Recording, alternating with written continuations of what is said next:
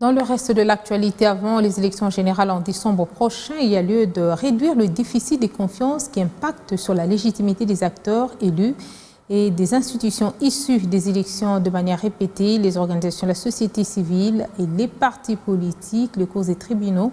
Le gouvernement discute depuis ce mardi sur leur contribution de manière substantielle à la conduite des élections inclusives.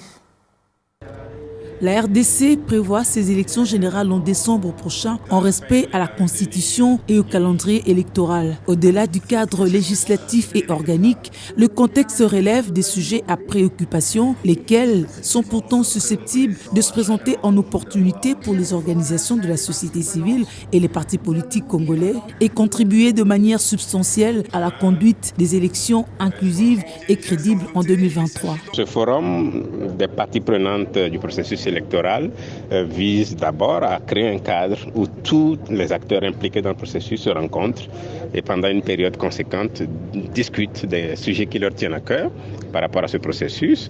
Est-ce que ça avance au bon rythme? Est-ce qu'ils ont des préoccupations? Et chercher les moyens de les adresser. Toutes les étapes, toutes les phases du processus électoral sont prises en compte dans le calendrier de ces 3 jours. Et à la fin, nous nous attendons à ce qu'ils formulent des recommandations. Appuyé par un consortium de 6 organisations, NDA, IRI, OCISA, NUD, Centre Carter et Internews, ce forum de parties prenantes au processus électoral réunit les différents acteurs autour des attentes majeures observées et reçues des partenaires pour un processus inclusif. Chaque partie a un rôle à jouer par rapport à tout ça et donc c'est d'encourager les uns et les autres à réfléchir, à présenter leurs analyses de façon concertée, à trouver des solutions pour améliorer le processus. En éducation civique et électorale, il y a des attentes. C'est ici qu'IRI apporte son expertise au consortium. C'est vraiment la sensibilisation, s'assurer qu'il y aura une majorité de personnes enregistrées qui vont voter le jour J. Parce qu'il y a un peu une crise de confiance, très important de sensibiliser, de trouver les bons messages, de penser à l'inclusion des personnes vivant avec handicap, l'inclusion des femmes, des jeunes, de tout le monde en fait. Donc c'est très très important. Internews est intervenu dans la partie médiatique pour que les communautés suivent en temps réel le forum.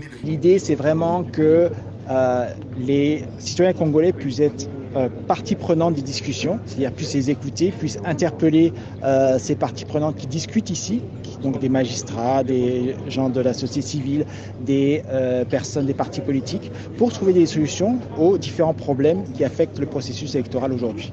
Les participants et les partenaires espèrent que ce forum serve de cadre d'échange qui contribue à créer des passerelles pour prendre date afin de discuter encore et encore autour du processus électoral apaisé.